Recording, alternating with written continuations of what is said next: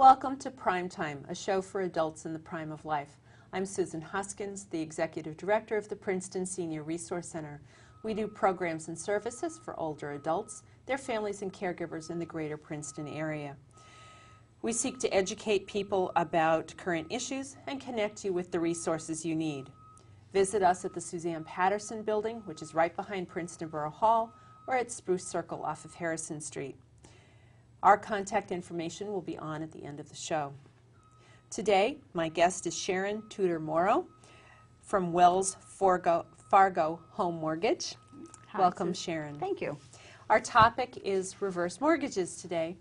I know, Sharon, that there is a lot of talk, particularly for people nowadays in difficult economic times, about how to make ends meet. And that one of the options that we talk about is reverse mortgages. And yet there's a lot of misunderstanding about what a reverse mortgage is and how you get one, and isn't it really expensive, and all kinds of misunderstandings. So I thought it would be helpful for us to talk about it today. Oh, and great. Let's just start out with question number one. Okay. What is a reverse mortgage? Okay. A reverse mortgage is basically using the equity that you have in your home and turning it into cash. One of the most common situations is that people in their senior years are house rich and cash poor. Right. Many of our seniors today didn't have the benefit of having 401ks or IRAs or pension funds, or one spouse has passed away and their pension is no longer available to the surviving spouse. So in the late 80s, the Department of HUD decided that they needed to face this problem and come up with a program that would be designed specifically for seniors. And seniors, as far as the program is concerned, are over the age of 62, and senior home owners, okay? So that they would have accessibility to the equity in their home. And so they devised the Home Equity Conversion Mortgage, or HECM, or reverse mortgage. Okay. So, because it works a little bit different than a regular loan. Right. Well, I know that there are people that I've met who live in this community who purchased their house in 1930, 1940, 1950, and maybe for $20,000, $30,000, and now that home is worth, add another zero or so. Exactly. You know, $300,000, $400,000, $500,000, and so their tax burden is very high. Yes.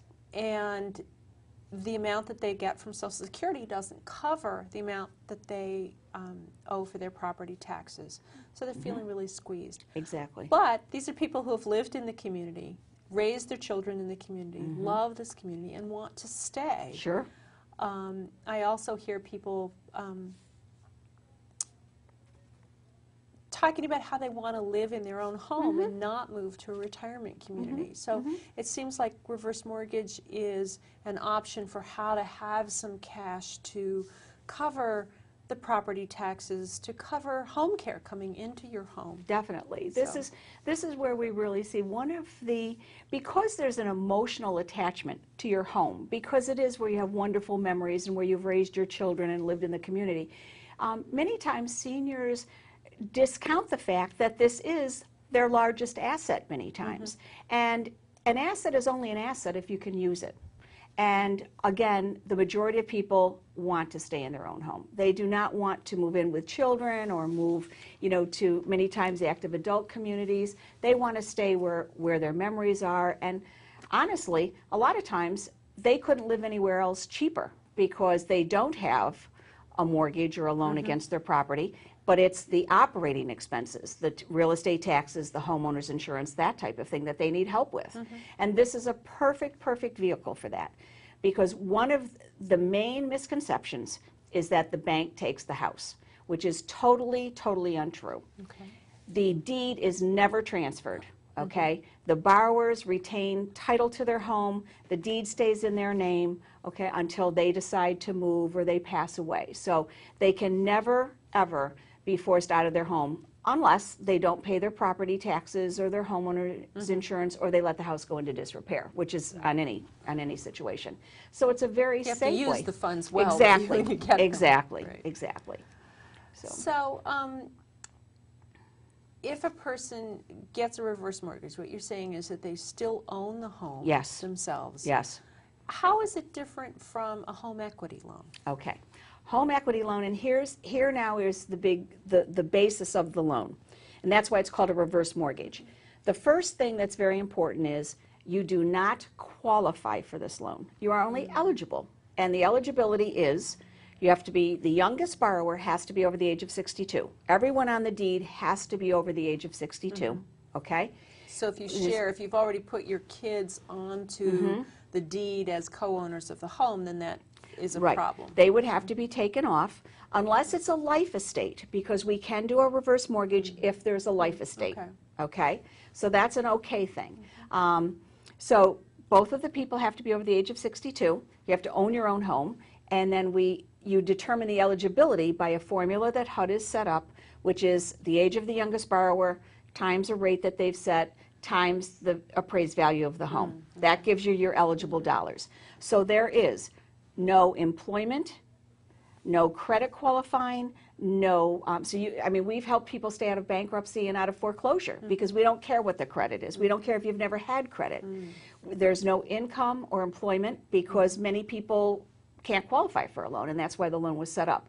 You do not make a payment. You are not required to make a payment on the reverse mortgage. So that is another benefit. And there's no health qualifying. Okay, so what we're seeing today is some people that have small loans out on their home, small mortgages, we're able to come in, we pay off that loan, so it relieves them of that mortgage payment every month, which now adds to their disposable income every month and sometimes makes a difference in what they can, what they can afford and how they can stay there. So you can have a mortgage on the home, all right, and we just pay that off and then we go into position on that. So basically, a lot of people say, well, wow, this is really just too good to be true, too good to be true. And it is, it's a very, very good program. People just need to be educated on it. They need to understand how it works and how it's set up. And again, the very first thing is they still own their property. The second thing is that the loan, you only are required and responsible for the amount of money that you use plus the interest that is charged on that. Okay, so to go back to your question of how is it different from a home equity loan, you don't have to qualify, all right?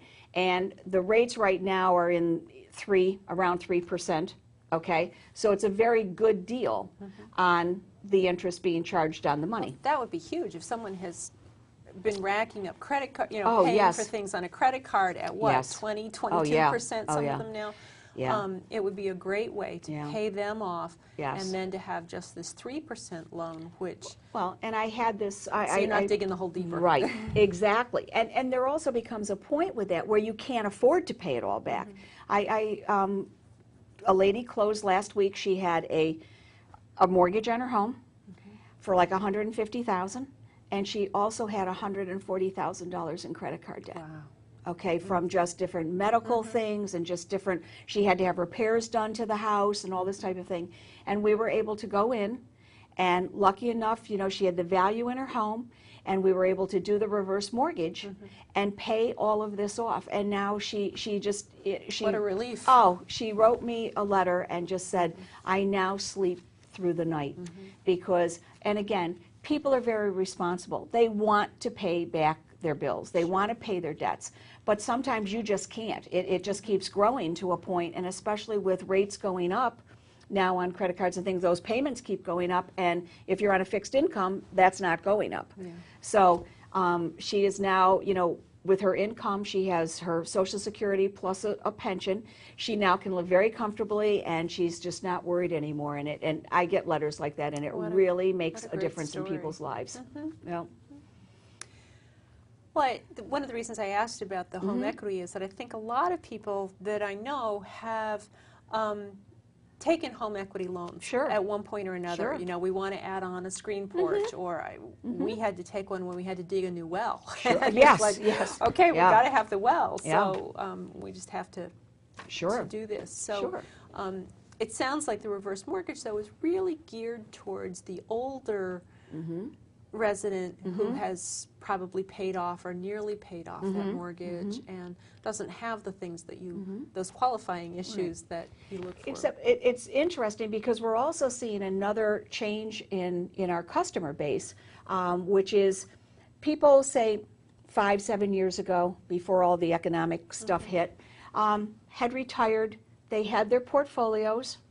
Their financial advisors at that point said, look, you know, you want to buy this lovely home in this active adult community, take out a small mortgage, okay, because that way then you have, you know, more funds in your portfolio. The portfolio will grow, and then you can live on that and, you know, help pay the mortgage payment. Well, all of a sudden, the portfolios have just dropped so dramatically.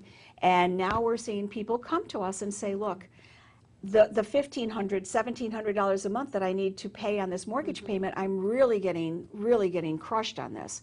And I don't want to now cash in what's left of all of my investments. I'm hoping that they will come back, and we're all hoping that they do. So what can I do? So many people are now coming in taking the reverse mortgage, paying off that mortgage, because now they don't have a mortgage payment. And that makes a difference in their lives. So it's not only for people that are in dire straits with, I mean, even though that is, but, you know, with high medical costs, some people do the reverse mortgage also to renovate their home. If one of the partners many times needs a wheelchair, so you need to have wheelchair accessibility, okay? You need to put a bathroom maybe downstairs if it's a cape or something and the bathroom's only upstairs, or some, you know, modifications to the home so that people, again, can stay in their home. Many people use it to pay for in-home care, you know, to have someone come in 2 or 3 times a week or every day, you know, to help the family and the caregivers out.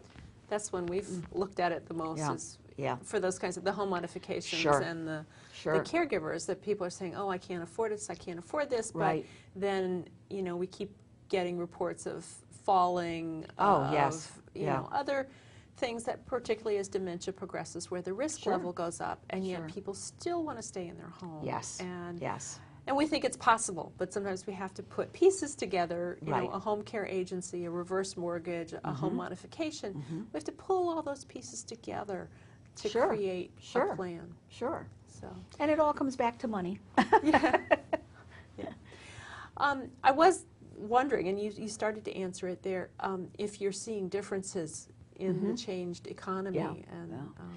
Going back a few years, it seemed that it was a very medically supported need-based program. Many, one of the main profiles were widows in their mid-70s.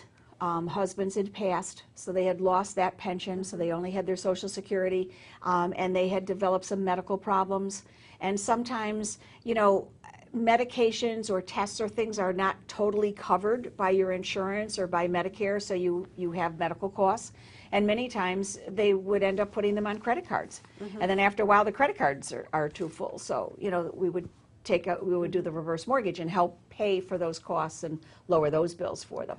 So there's a change. Still definitely renovations, relieving the cost of a current lien is now becoming very large.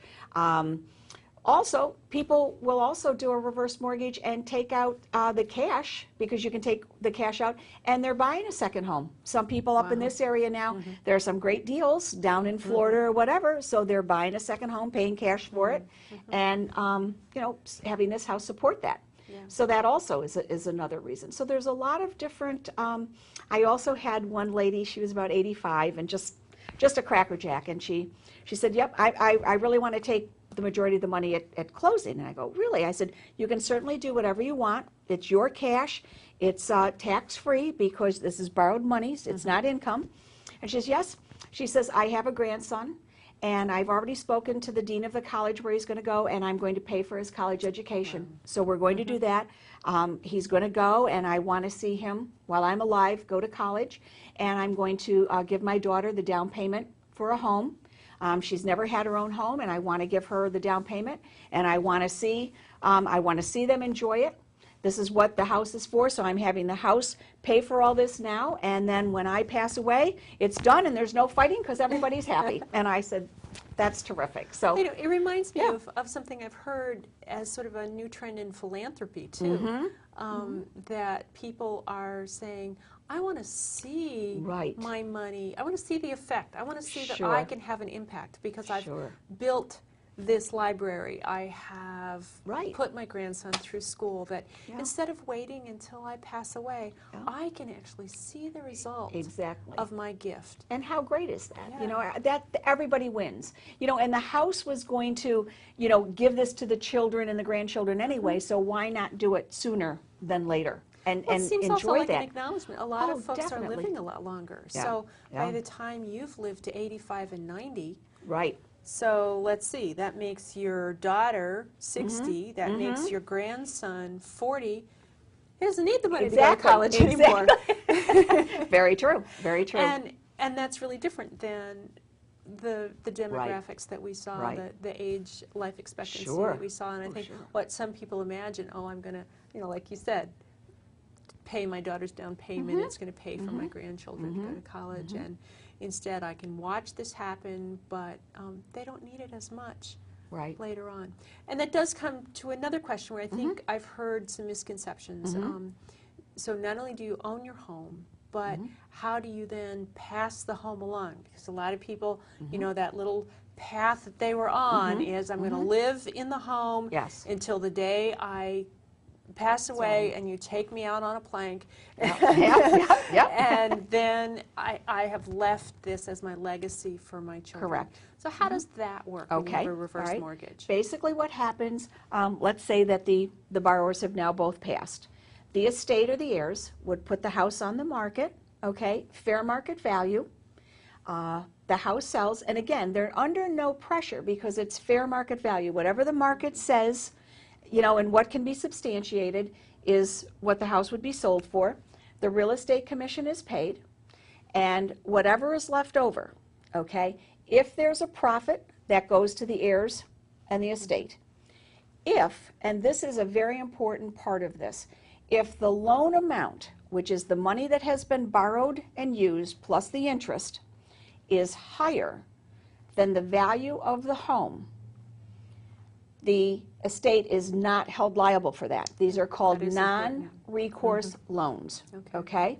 There is an insurance, which is part of the cost of getting a loan, which we'll come back to the cost in a moment, but that insurance insures that the estate is not liable for this, or a surviving spouse, because a lot of times one person may pass away, the surviving spouse says, you know, I want to sell the house and I want to go live with my daughter or whoever.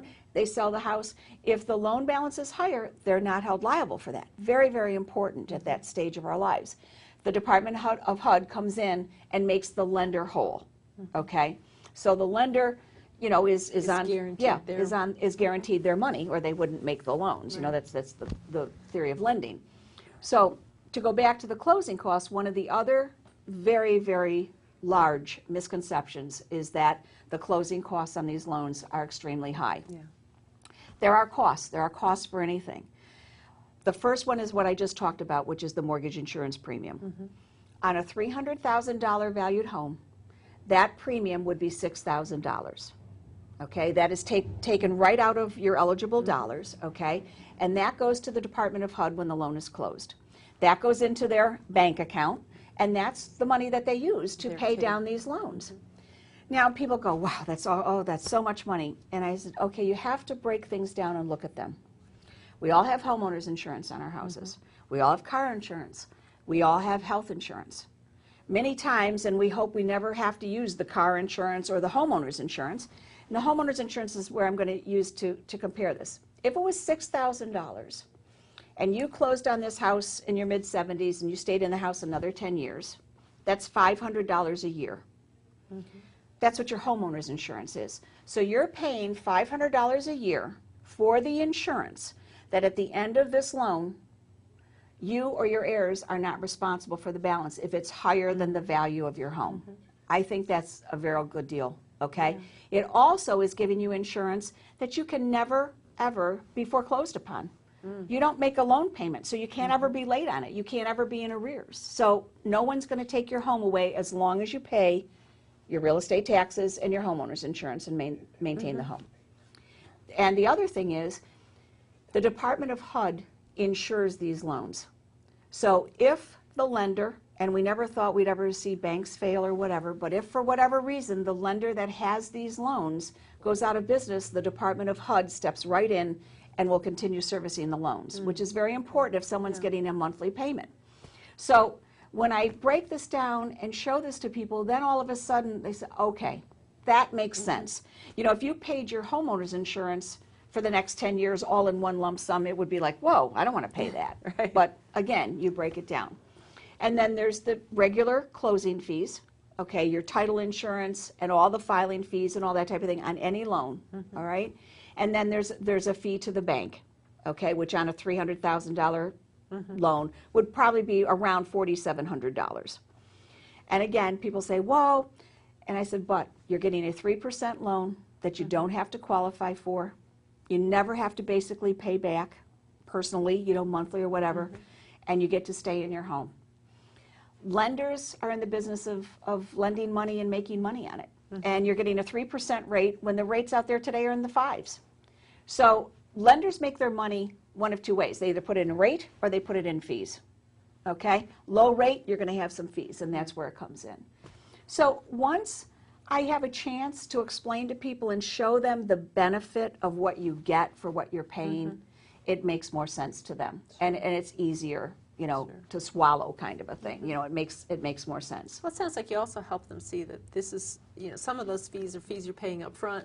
Some of them, if you compared side by side, are fees that you would have ended up paying anyway. Paying, right, for a regular mortgage or whatever. What does it cost you in 10 years to pay a credit card fee of 20%? Definitely. That's a scary number. Oh, yes. So. Yeah.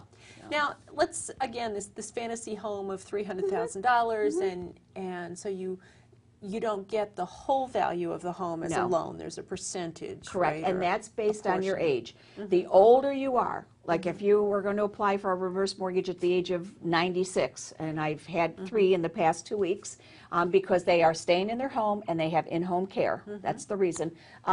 They're going to get very close to that $300,000. Okay. If someone is like say 65 or 70, they're going to get they're going to get less because it's based on actuarial tables. All right, and it needs to give the equity that's left is the room that the loan is going to grow. It's going to take that up. Now, okay, so let's say on this $300,000 home, you get approved for $200,000. Okay. Just to grab a number out of the air. Right. But what you need is to pay for monthly home care. Okay. Do you get it as a monthly amount? Do you take the whole $200 and? Great question. There are 4 ways to take the money. All right. You can take the whole thing at the closing, cash out. Okay. You can leave it in a line of credit, which is that's our most popular one. The line of credit, and what you then do is you take it as you need it. Now, some people only need it 4 times a year to pay their taxes or their homeowner's insurance or to do holiday gifts or whatever. So they take it out then, all right? You can get it monthly. You can have a monthly payment, which is, again, determined by your age, all right? And they're calculated out into the age of 100, okay? So you could get $800, $500 a month coming to you. Or you can determine how much you want. If you say I only need $200 a month. I don't need to take it all. Then we set it up and you take $200 a month. And that can be changed. You can change it to fit your needs as you go through the loan. So there's servicing with that. Okay. So yeah. Sounds like there's a lot of flexibility. Yes, there is. There is. HUD did a very good job with this. They really did. There's counseling that's required before any of the lenders can take an application. The borrowers must meet either in person or by phone with a HUD-approved counselor, which is totally separate. They're called disinterested third parties, but they're approved by HUD. Well, that's a really good idea because I think people are also really wary to go and talk with someone for fear that they're going to get the hard sell job and that maybe they're going to make a decision they would regret. Right. So the counselors go over it. And we all want to make sure that the people that are putting their name to paper really understand what they're doing. Those are what the responsible lenders do. And so we're very happy that the counselors are there and that they can go over everything. So that's a lot of safeguards in this. You know, HUD insures these loans. They've developed it. They set the rates. They set the fees. You know, that type of thing. The lenders write the loans according to what their guidelines are. So it's very, very safe. It's a safe product. People just need to know about it to see if it's an option for them. Right. You know, some people it works very well for. Other people don't need it right now, but may need it in the future. So we like to get the word out. Now you're with Wells Fargo. Yes, I am. And yes, I am. I know because you guys come by periodically to make sure that I know that you're Yes. there, and you've done seminars for us before. Yeah. Can people go to any bank for a reverse mortgage? Are there reverse mortgage specialists, or they're Well- just government channels? Okay. There are lenders out there, okay, that do the reverse mortgages. I believe that Wells Fargo is the best one to come to. We are the largest originator and servicer of reverse mortgages. We originate and service over 25% of all of the loans, reverse mortgages in the United States. So we really know what we're doing. We are very, very committed to this program. All of the originators, such as myself, we are specialists, and we have to take ongoing training and be certified. I'm a certified reverse mortgage specialist, and it's the only product that I propose. I don't write anything else, okay? So we really know our product inside and out, but there are other lenders. I do strongly suggest that the government-insured product is the best one because it is backed by our federal government, and it has the safeguards. So, And if someone had a banker that they've worked with for a long Sure. time, they could ask that person Of course. And talk it over with them. There's also, I know, the National Council on Aging Yes. has a reverse mortgage education program, and I'll make sure that information gets onto the program as well. and at the end. AARP, So, AARP right, is out AARP there. also. You So can go on to they're a HUD.gov. good, Yes. right, and HUD. So we can make sure that all that information gets posted at the Good. end of the show to get more information or to learn more about it before Sure. entering into something. Sure, 'Cause sure. I know a lot of folks have paid all of their bills for a really long time, Right. and the idea of taking on some kind of a loan to but it is how we make it through, because none of us Exactly. knows how long we're going to live, No. what our needs are going to be, and sometimes it's scary. We feel like we're out of options, but Right. we really aren't. So. Exactly, exactly. This is an option to explore and to Great. learn about and know the correct facts on it. So, Thank you so Thank much you for so joining me much. today. I hope this has been informative for everyone as we've talked about reverse mortgages. Thank you. you.